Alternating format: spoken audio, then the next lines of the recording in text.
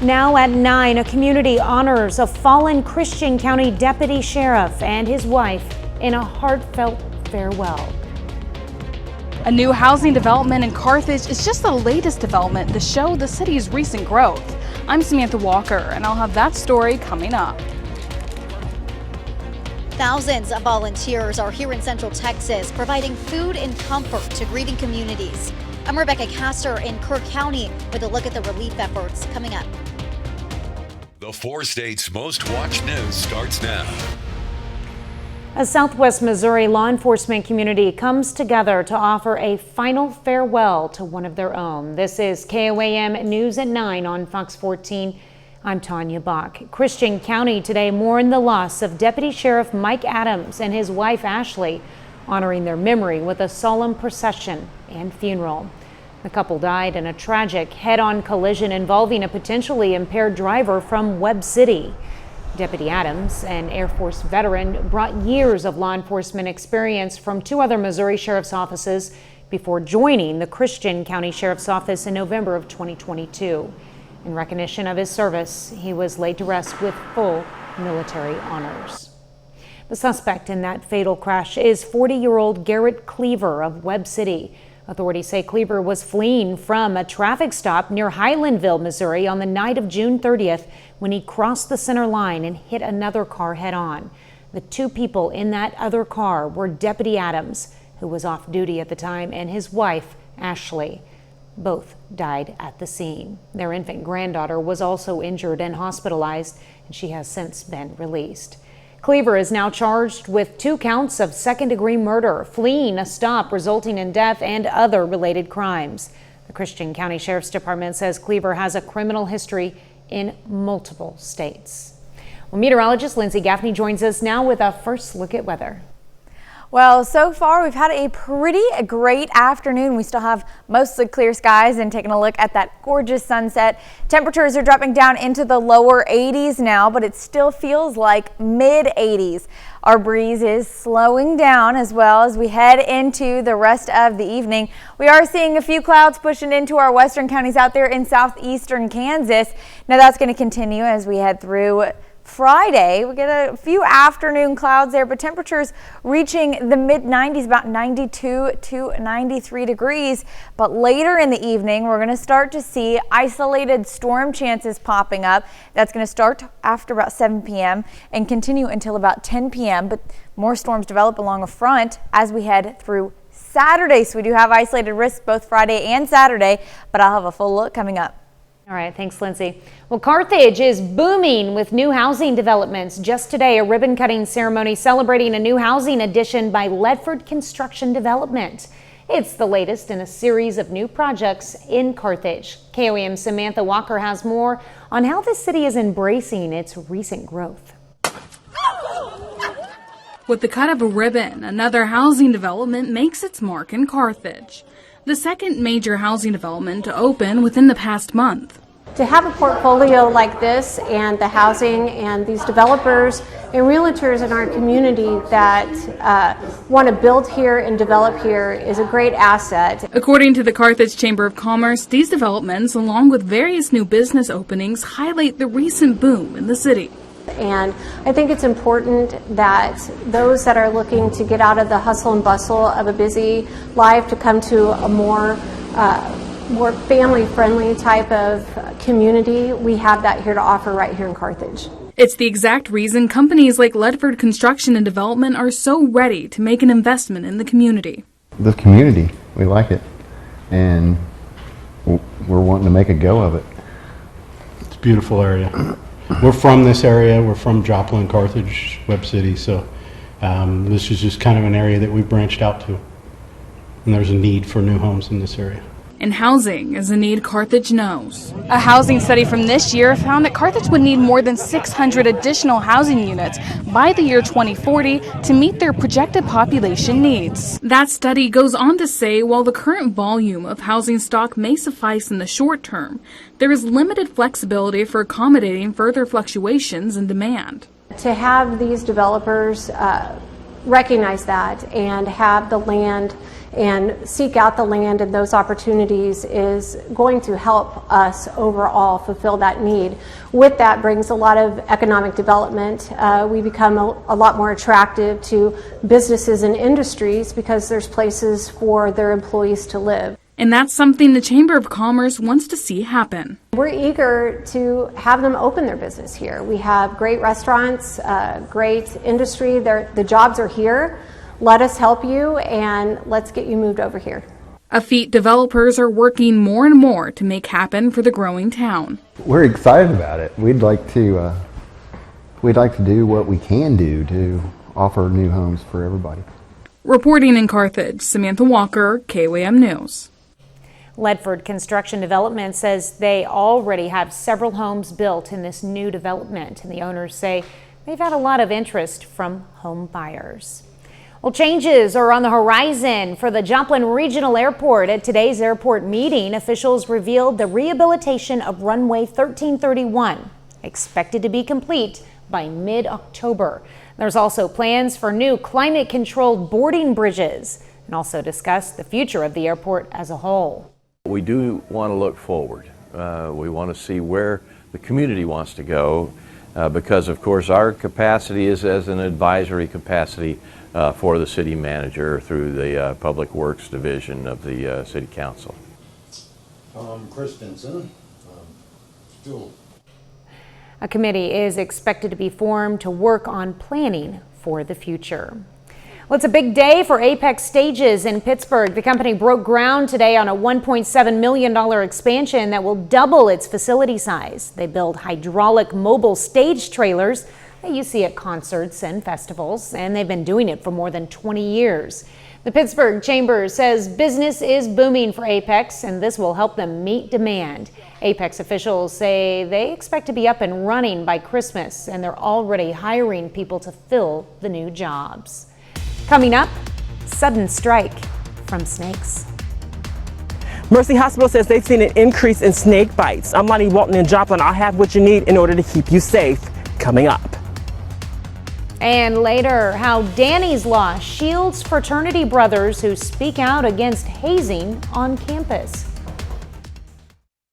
Welcome to Atlanta where the players play and we ride on the things like ever. For your trade, plus shop hundreds of inspected and warranted vehicles from our 3 massive used car inventories. The best used car selection and savings are only at Roper Honda. Beware of snakes. It's a warning tonight from Joplin's Mercy Hospital. Doctors say they're seeing a rise in venomous snake bites, and that's just since the holiday weekend. While Mercy says summer typically brings 1 or 2 snake bite cases a year, hospital staff have already treated 5 patients. As KOAM's Lonnie Walton reports, one case was so severe it required a transfer to a different facility. That's one of my passions is wildlife conservation. Jessica Little is a Joplin resident. She studied nature in college. She says she loves snakes just as long as they aren't in a dangerous situation. I leave them alone. I don't like touching nature if it's not necessary. But there's been a couple of times where I've had to move them off of like roads and stuff. It's an important thing to remember as doctors at Mercy Hospital in Joplin have dealt with an increase in venomous snake bites this year. Chief Medical Officer Dr. Jesse Hatfield says when you're bitten, it shows rather quickly. It's a venomous bite. It declares itself usually in the first couple of hours, but definitely over the first 8 to 12 hours. Dr. Hatfield says it doesn't matter what snake bit you, you just need to know if it's venomous. He says there are signs. The swelling, the redness, the pain, it progresses in a way much different than a non-venomous bite. Dr. Hatfield says if you're bitten, there are things you should absolutely not do. Friction devices, no tourniquets, no devices to suck out the poison. I know you can buy them online. Don't do anything to slow circulation. So ice packs are not good. Don't bind the wounds up in any way. But what should you do? Immobilize it. So if it's on your arm, put it in a sling. You don't need to wrap it with anything. Just keep it where you're not moving it all around. And while you keep your distance, still admire the wildlife. Just like any animal, any other animal in nature, if you leave it alone, it tends to leave you alone. So I don't think there's a reason to be afraid of them. Reporting in Joplin, I'm Lonnie Walton, KOAM News. According to the Missouri Department of Conservation, there are 5 venomous snake species in the state. Copperheads are the most common, but MDC reports cottonmouths and multiple types of rattlesnakes are also in our area. Well, Lindsay is next with a complete look at the forecast. And later, racers battle heat and exhaustion on the Missouri River. But the finish line is still days away. Rich Brewer Memorial Scramble, July 19th. Golf to save Joplin. Tonight's weather camera footage of downtown Joplin sits atop the Cornell Arts and Entertainment Complex, home of Connect-A-Culture and Spivus Center for the Arts.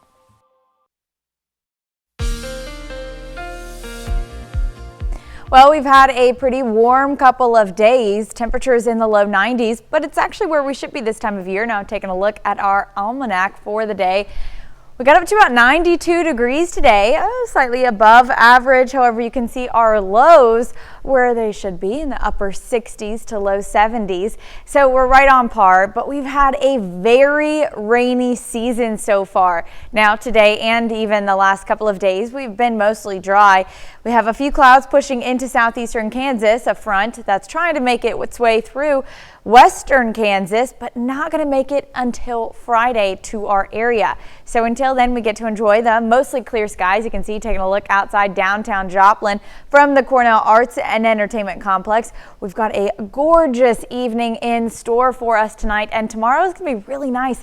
Temperatures are hot in the low 90s, about 92, 93 degrees. It's going to be sunny, hot, and windy because winds are going to pick up ahead of our front that's going to be moving in later in the evening, causing us to have some evening thunderstorms. So we're going to get southerly winds up to 25 miles per hour. Now, as that front pushes in, we could get isolated threat for hail, and you can see just clipping a couple of our far northwestern counties. But our bigger threat for any type of severe weather on Friday evening is going to be our wind threat for most of our counties out in Kansas and a couple of our counties out in Missouri as well.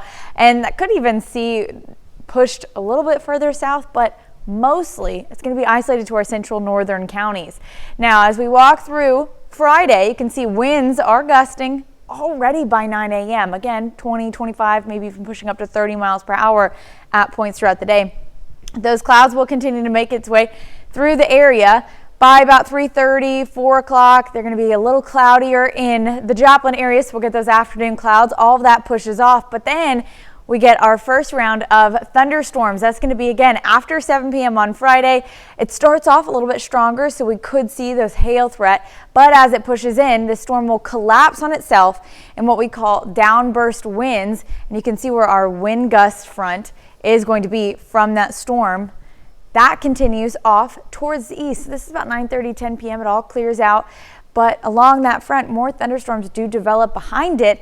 Not going to be a huge threat, but this is where we switch for Saturday down to our higher risk or low risk for severe weather is going to be along and south of I-44. Now that all continues to clear out by Saturday midday, but we'll have a couple more rounds of thunderstorms throughout the rest of the weekend. And as that front passes Saturday morning, it drops temperatures down from the low 90s to the upper 80s. So overall, it's going to be a cooler weekend, and still we have those rain chances. Those don't stop until Monday. Another hot day on Tuesday, and then after that, another front comes through Wednesday, causing us to have temperatures in the mid 80s for the rest of next week. So that's going to be really nice, especially not seeing any rain, but temperatures 85, 86 degrees. I can't wait. Oh yeah. Like I'm looking forward to a cool down. That'll be nice. Too. And if we can get rid of the humidity a little bit, I'm working on it. Even better. All right. Thanks, Lindsay. Well, the MR 340 race is underway. The 340-mile race started yesterday in Kansas City. More than 500 participants will paddle the Missouri River until they reach St. Charles. Chris Rogers joins us from the Jefferson City checkpoint, where family, friends, and spectators are waiting to cheer on their racers. We're here to support our son, Jeff, who does amazing things like Operation Smile in Kenya and 50 miles, ultra marathons and stuff like that. And today, for the first time, he is doing this race.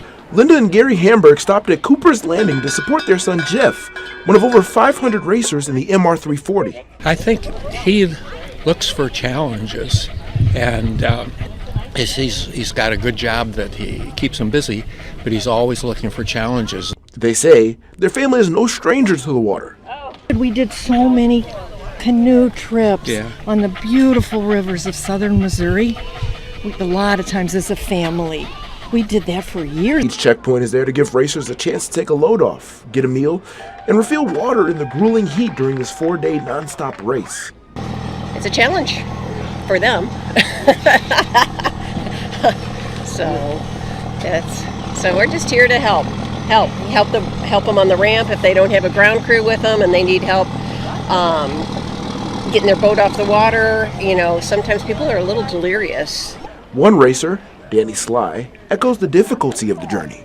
Just making sure you're mentally tough enough to do it every year, because that's all it is. You just got to keep going. One pedal after the other. The Mizzou graduate says he got into this 4 years ago in place of an injured friend. He's glad to be back in the area, but the race isn't very scenic. It's great, yeah, because I went to Columbia for college, and so get to see some old areas, but pretty much all you're really seeing on the race is muddy Missouri. Well, the race finishes in St. Charles, Missouri on Friday. Well, coming up a little later, a big, beautiful savings. Now that President Trump has signed his big, beautiful bill into law, we're digging into how it could save you money. I'm Grady Trimble with Fox Business. We'll have the story next. Nominate your four-state hero today. These are just a few of the over 500,000 happy PM News Now, supporting the 4 states' first responders. Missouri Governor Mike Kehoe signs a bill into law encouraging college students to report hazing and stay with the victim. Danny Santulli was a student at the University of Missouri in 2021 who became permanently disabled in a hazing incident. As Emma McDarris reports, this law was created so no other college students in Missouri have the same story. He eventually stopped breathing, and nobody called 911 because they were afraid of the potential criminal consequences for participating in this illegal and very dangerous hazing event. After Danny Santulli suffered permanent brain damage from a 2021 hazing incident, his family didn't want others to go through what they had. They contacted lawyer David Bianchi, who already had been involved in helping create a Florida law that Danny's law is modeled after. This law grants immunity from prosecution for certain individuals involved in a hazing incident. What this law does, essentially, it says that if you witness a hazing incident and you're the first person to call 911 and you stay on the scene and you answer questions to tell those who are coming to help where you're located, what the situation is, what the trouble is, provide all the information that they ask for. If you stay on the scene and do all of that, you will be immune from criminal prosecution under the state's criminal hazing law. Local colleges like Missouri State University have updated their hazing policies proactively because of Danny's law and have implemented encouraging students to call emergency services without fear of prosecution. So we have an anti-hazing policy that we educate all students on, but especially our students and student organizations. And then on top of that, we have a good citizen policy that already encompasses, hey, if you are reporting a situation, if you're staying at a situation until help arrives and you're cooperating with those investigations, then you are going to get immunity through that situation. Well, in Springfield, MSU also plans to have their organizations take required anti-hazing training, and Drury also has a tip line for students to submit hazing tips anonymously. Well, yesterday, Silicon Valley chip maker Nvidia became the first publicly traded company to surpass the $4 trillion mark valuation. The milestone is the latest sign of an artificial intelligence boom. Nvidia is now worth $900 billion more than Apple, which became the first publicly traded company to pass the $1 trillion mark. And Amazon's week of Prime Day shopping opportunities began with a bang. U.S. online sales jumped 9.9% year over year to $7.9 billion on Tuesday, on day one of Amazon Prime Day mega sale, making it the single biggest e-commerce day in 2025. Amazon Prime Day event continues through tomorrow. Up next, the JPD makes a splash with their second pool party block party of the year.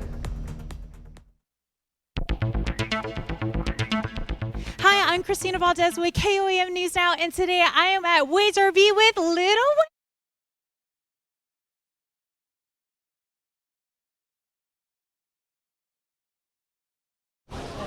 The Joplin Police Department turned up the vibes and cooled things down with their second summer block party at Schifferdecker Pool. From 4 to 6 this evening, families soaked up free swimming and devoured hot dogs while kids had a blast checking out emergency vehicles and jumping into fun activities. It was the perfect way to chill out, hang with the community, and meet some real-life heroes.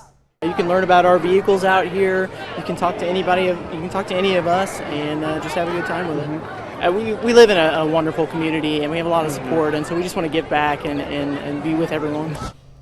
The Joplin Police Department plans to hold their next free swim pool party night on August 8th. 30 more minutes of news, weather, and sports coming your way. A heartbreaking search continues in Central Texas as volunteers, rescue crews, and nonprofits band together after devastating floods. And President Trump signs a sweeping new energy bill boosting fossil fuels and slashing support for renewables. The Big Bang Theory, tonight at 10:30. Right is upon us. Stay twice and get a $50 gift card when you book direct. You're watching the 4 states' most watched news. This is KOAM News at 9 on Fox 14. I'm Tanya Bach. Resources and volunteers are pouring into Central Texas as the communities continue to recover after last week's devastating floods. More than 100 people are still missing. Fox News correspondent Rebecca Castor has more from Kerr County, Texas. As crews work around the clock to find every missing flood victim, volunteers are pouring in from all over to support them. Our communities were struck with tragedy literally in the darkness, in the middle of the night. Hundreds of people gathered in Kerrville, Texas Wednesday night to pay their respects to the victims of last week's devastating floods. Many are still missing, and crews are scouring debris piles to bring closure to the community. There's more than 2,100 responders on the ground here from state, local, and federal agencies. As the death toll continues to rise, organizations like Mercy Chefs are bringing comfort to grieving families and first responders. As soon as the flood hit on July 4th, they began moving kitchens and supplies to Central Texas. You're trying to console people that have just been wiped out, devastated, and lost family members. The nonprofit is now serving thousands of hot meals at more than a dozen distribution sites around Kerr County. They're stationed near the Guadalupe River, where the search is taking a physical and mental toll on rescue crews. We're sending food out there as well as serving here on site. Kerr County Sheriff says more than 2,000 volunteers have offered to lend a hand here after the flood, and many say they plan to stay as long as they're needed. Whatever we can do to help someone, that's what we're here for. Love others for no reason. President Trump will be here Friday to see the devastation firsthand. He's promised to provide the state with whatever it needs to recover. In Kerr County, Texas, Rebecca Castor, Fox News. Well, nearly a year after an assassination attempt on former President Donald Trump at a rally in Butler, Pennsylvania, a Senate report on security failures is expected to be released. The gunman, Thomas Crooks, opened fire from a nearby rooftop, killing one attendee and injuring the former president before he was fatally shot by Secret Service snipers. 6 Secret Service agents were disciplined but not fired. The agency says new measures are now in place to prevent future lapses. The family of volunteer fire chief Corey Compertor, the man killed in the attack, is still demanding accountability. Energy Secretary Chris Wright is celebrating after President Trump signed his big beautiful bill into law. Fox Business correspondent Grady Trimble has what this means for the energy sector. President Trump's big beautiful bill does away with incentives for renewable energy while increasing fossil fuel production.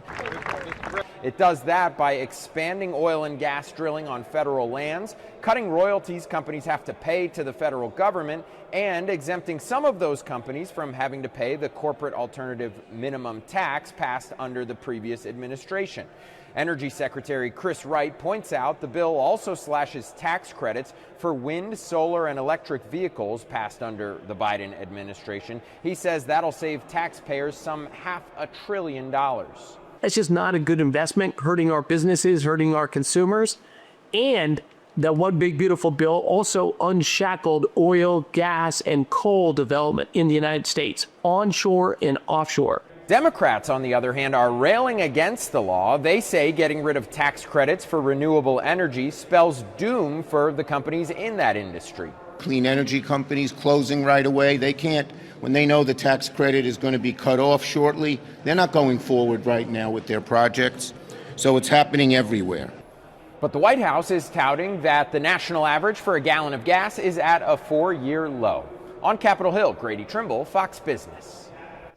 Well, Lindsay's next with a complete look at your forecast. And later, Carthage High School's show choir summer camp swings into action with both circus and Carmen Sandiego themes.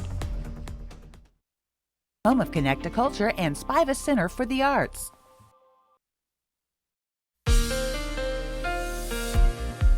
Well, it's been a hot couple of days, but we have some rain chances that are going to cool us down in the forecast. Now, taking a look at our almanac, today's temperature, we got up to 92 degrees, so we're a little bit above average, but normally we'll be sitting in the low 90s this time of year, early July, and we're also normally a lot drier than we have been. We've seen so many rain chances over the last month. Severe weather season usually ends second week of June, but here we are. We're actually tracking some more storms that are going to be moving into the area on Friday. Now, it's this cold front that's in western Kansas. It's just stalled out there, so these storms will develop right along that front and then pull eastwards, get a little too far away from the forcing, and start to die down. We go through that cycle a couple more times before it moves into our area. So until then, we're going to enjoy these nice clear skies, at least through the evening today. Tomorrow, we'll have a few of those fair weather clouds, but it is going to be sunny for the most part, hot in the low 90s, and pretty windy. Winds are going to start to pick up in the morning, gusting 20-25 miles per hour ahead of the front that will be moving in the evening, causing us a few thunderstorms. Now, mainly, we've got a very tiny chance for some hail as this storm moves into the area, but the greater risk is going to be our wind threat. So we could see winds gusting 50 to even pushing up to 60 miles per hour. So let's break it down as we head through 9 a.m. Clear skies, but you can see those winds are really picking up. Now, we are going to see clouds moving in throughout the afternoon, especially on the Kansas and Oklahoma side. Those do continue, but when we get a little bit later into the evening, Friday, 7 p.m., starting to see some of those thunderstorms again in our northern counties. That's where our threat for any type of severe weather would be. Now, as it moves into our area, it collapses on itself and causes downburst winds, which go out in all directions, and it actually can be just as damaging as any tornado. But we have kind of see that little front called a gust front that moves out ahead of that storm. So that's what we could see damage-wise for the storm on Friday night. Now, storms do continue to develop along that cold front as we head through the night and into Saturday morning, causing us a few more thunderstorms with, again, that wind threat. Now, that continues all the way until Monday, but that front initially starts to move in on Saturday, which is going to bring our temperatures down from the low 90s on Friday to the mid 80s on Saturday, mid to upper 80s Saturday, Sunday, starting to warm back up by Monday. Another round of storms Wednesday will cause temperatures to drop back down to the mid 80s next week. All right, looking forward to that cool down. Thanks, Lindsay. Well, still ahead, the Joplin Outlaws play a road doubleheader before their Fort Scott series this weekend. Plus, some changes are coming to basketball state tournaments in Kansas. John Dales has those stories and more up next in sports. Rich Brewer Memorial Day at 7:30 Eastern on Fox. The Kansas State High School Activities Association announces this morning it'll be changing the format for basketball state tournaments over the next couple of years. Previously, each class played the quarterfinals, semifinals, and state championships at one location away from other classes. In a press release today, Keisha announces the quarterfinal games will take place at 7 different locations across 5 separate cities, and these won't be separated by class level. Venues are United Wireless Arena and Tony's Pizza Event Center in Salina, Maybe Arena in Kansas Wesleyan, Koch Arena at Wichita State, Garvey Center at Friends University, White Auditorium in Emporia, and the Kansas City, Kansas Community College Fieldhouse. Now, what'll be different is that the top 4 seeds from each class will be placed as close to home as possible in any of those 7 locations. So each class will not be playing at the same spot for quarterfinal games. For the teams that make it to semifinals and finals, those are in fact separated by classes, with the exception of 1A Division I, who's by itself in Dodge City. 2 classes will share a location for those semifinal and championship games, as you can see on your screen. According to Keisha, this is the first time since 1953 that state title games of multiple classes will be played in the same place. Switching over to summer collegiate baseball, the Joplin Outlaws had their game rained out last night in Texas. That sets them up with a doubleheader today against Piney Woods. And the Outlaws win both ends of that doubleheader. First game goes into extras. Joplin would score 5 runs in the 8th to earn that victory. Then they take care of the Timberhogs 5-3 in the second. They improve to 28-9 on the season. Outlaws are in Fort Scott this weekend. In the Mink League, the Nevada Griffins are in desperate need of a win. They've dropped 3 in a row, 10 of their last 11, and tonight looks like they're in a bit of trouble again. As we come on the air, top of the 8th inning, Jeff City leads them 7-2. In Major League Baseball, Royals are off tonight after sweeping the Pirates at home. Cardinals close out a 3-game series against the Nationals at home.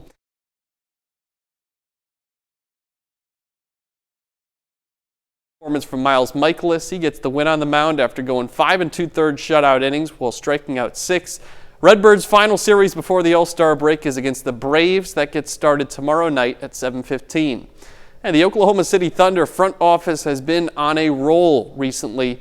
Right after winning the NBA Finals, last week they signed Shai Gilgeous-Alexander to a long-term contract extension. Then they did the same with Chet Holmgren yesterday.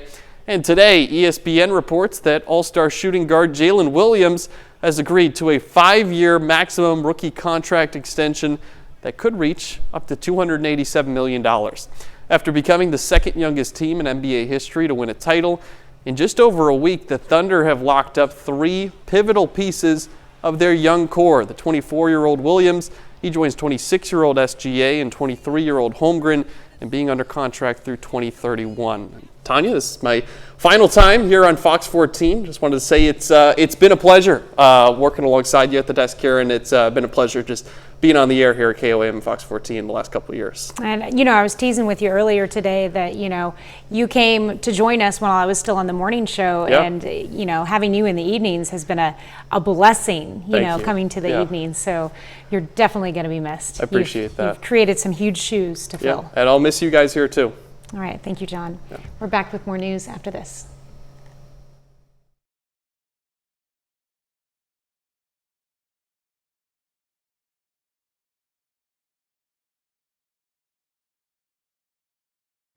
Show choir summer camp is underway at Carthage High School. This year's themes are circus for the all-girls choir and Carmen Sandiego for the mixed choir.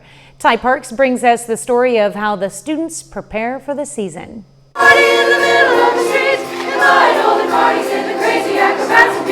People see it as music, which that's what we do. It's a lot of what we do, 100%, but it's also a community, it's a family, it's a safe place, and it just brings a sort of comfort that not a lot of things offer. Comfort that Carthage High School show choir students get to enjoy as they prepare for the season. We start our process probably in February, start trying to find themes and songs that fit the themes. And really this year it took us quite a while to figure out our themes this year, and we even changed our themes into June.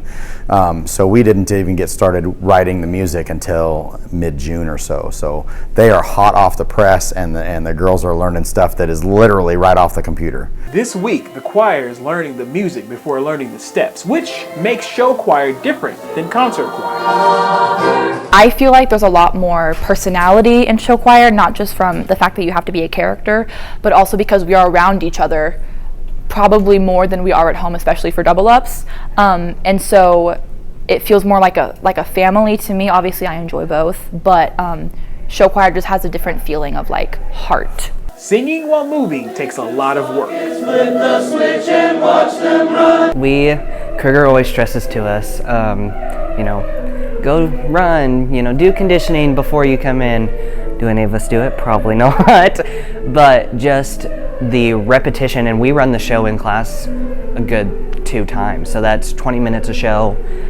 So it's 40 minutes of just solid go, go, go. And then even then we're stopping and restarting for, I'd say, over an hour. So it definitely gets a lot of, you got to learn the control, which it's not as hard as people think. A lot of work that will pay off when the curtain rises. How can they use music in their everyday lives to change how they feel? If they're in a bad mood, if they're sad, if they're angry, how can they change that with music?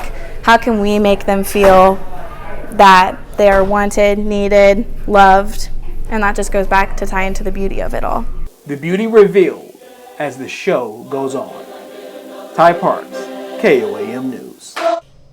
Well, tomorrow, parents will be able to see a preview. The general public can watch the show November 1st at the Neosho Show Choir Clinic. Up next, a star-studded sneak peek at what's coming to your screen, from a newsroom shakeup to a spooky return. Stay tuned for Hollywood Nation.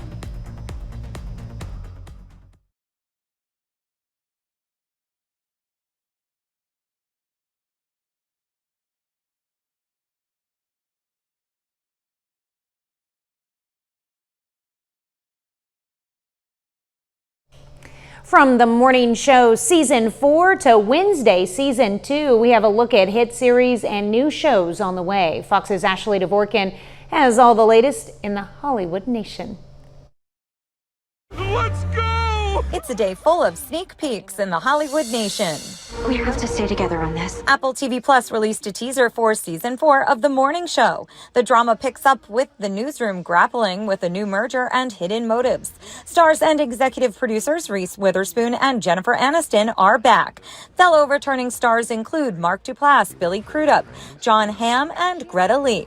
Among new cast members are Marion Cotillard and Jeremy Irons. It premieres September 17th. Can I get your autograph? I only signed my name in blood. Netflix debuted an official trailer for Wednesday Season 2, directed and executive produced by Tim Burton. Jenna Ortega is back as Wednesday Addams, returning to Nevermore Academy with a supernatural mystery at the center of the mysterious and kooky tale. Part 1 premieres August 6th, then Part 2 September 3rd. Traveling solo, you're always searching for places to put your camera to take pictures of yourself. Tracee Ellis Ross invites audiences to join her as she goes solo traveling for a new Roku series. Ross packs her bags for trips to Morocco, Mexico, and Spain, sharing her experiences along the way. The show premieres July 25th. SpongeBob and his Bikini Bottom friends are setting sail in the SpongeBob movie Search for SquarePants. A teaser trailer shows the group following a swashbuckling ghost pirate to the deep sea. The adventure splashes onto the big screen December 19th. In Hollywood, Ashley Dvorkin, Fox News. And that is our time for tonight. Thank you for joining us. We're going to leave you with video of new baby colobus monkeys in Tyler, Texas. Have a great night and an even better tomorrow.